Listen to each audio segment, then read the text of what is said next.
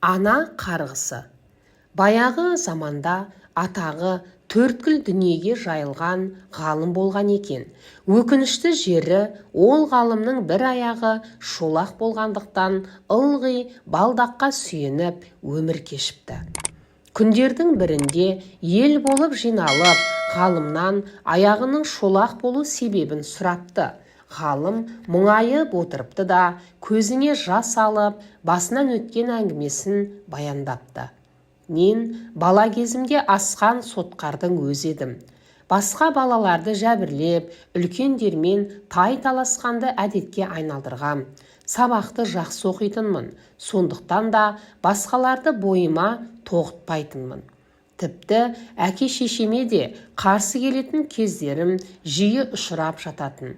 Бір күні ашық тұрған есіктен бір торғай үйдің ішіне ұшып кірмесі бар ма?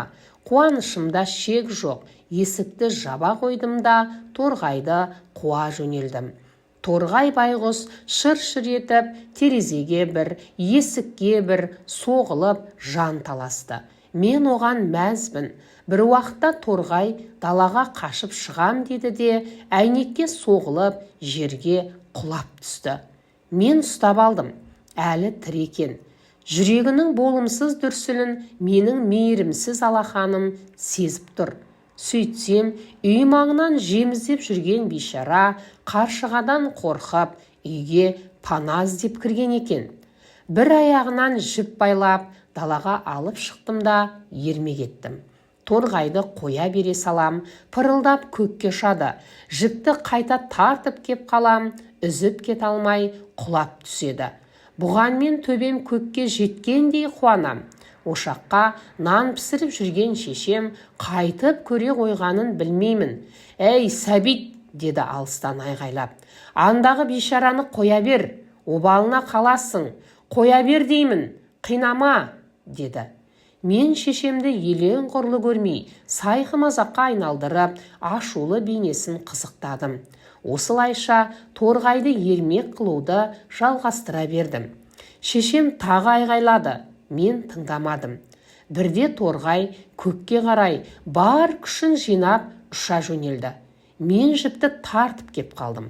Торғай кілт тоқтады да қанаты далбырап алдыма топ ете түсті. Жіп үзілген екен десем, жіп емес, торғайдың бір сирағы үзіліп кеткен екен. Жерде шиқ-шиқ етіп жан таласа тыпырлап жатыр. Мұны көрген шешем, «Аяғың жұлыңғыр, бұл қайғылығың!» деп қарғап жіберді.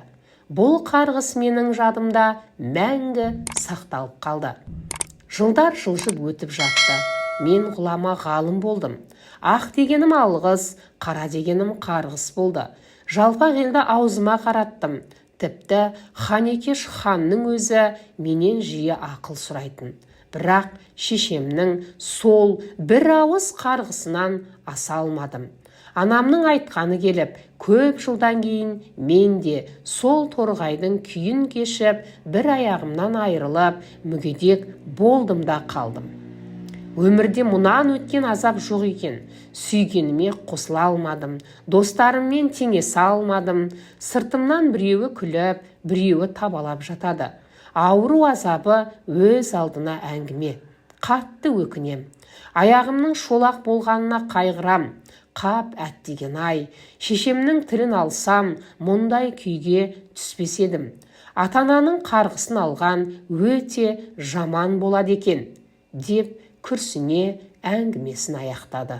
Ел үнсіз қалды. Ғалым көзінің жасын сүртіп қойып, балдағына сүйеніп, шойнаңдап кетіп бара жатты. Қазақ елі. Оқыған Гүлбибі Әбусайылқызы. Ұнаса лайк басып, арнама тіркеліп қоюды ұмытпаңыз.